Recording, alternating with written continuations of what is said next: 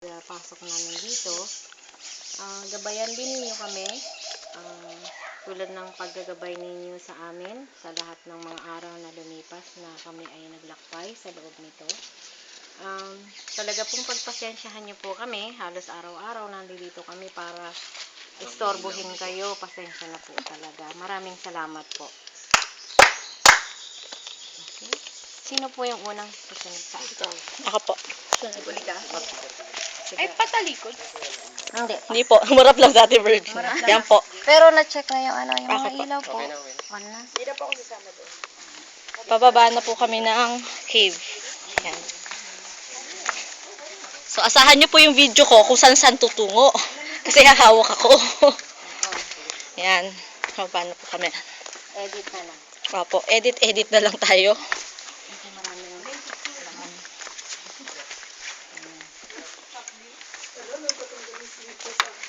Yan po. Okay, so ito po yung first chamber. Pababa, pag tag-ulan, medyo madulas. Yung mga formation na makikita nyo sa first chamber, yan, magaganda rin. Yan. Madilim po siya pero may mga ilaw naman po kami. Yan. Nandun sila sa taas. Ayun sila. Pababa. So, ako po yung sumusunod sa guide.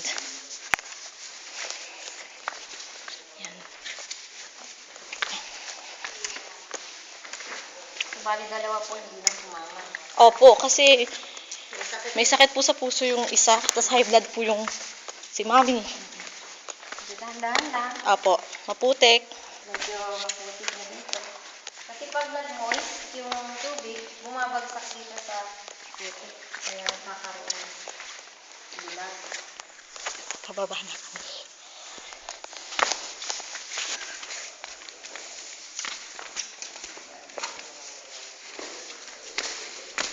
Okay. Yan po, nandito na kami sa baba ni ate. Madilim siya dito. Sila pababa pa lang. Ayan. Kami ni Jack ang nauna. Sila mami nagpaiwan sa taas. Oo. Sino ang dito sa gitna? Okay. Ikaw ang Sipo. sweeper.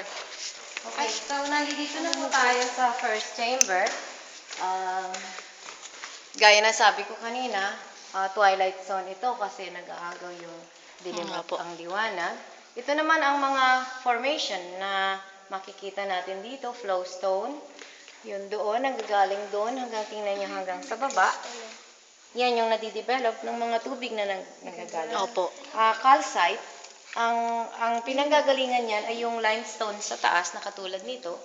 Pag naulanan siya, unti-unti siyang natutunaw. So pag tunaw niya, yung tubig naman pumapasok dito sa atin sa ilalim, ano.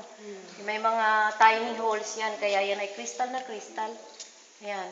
Masyadong pino yung daluyan ng tubig. So paglabas niya, crystallize na talaga siya. Ang galing. Yan. So, ito yung false of rocks na sinasabi ko.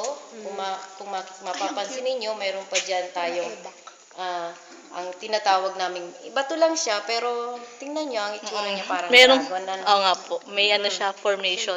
May formation siya. Doon sa taas naman niya, may maliit na skylight. Makikita nyo na may ano din, may sinag ng araw. Okay. So, dito, pwede kayong mag-picture-picture. Okay, Sa sige. entrance. Yan. So, namin po yan. So, yung, Picture. kung may camera,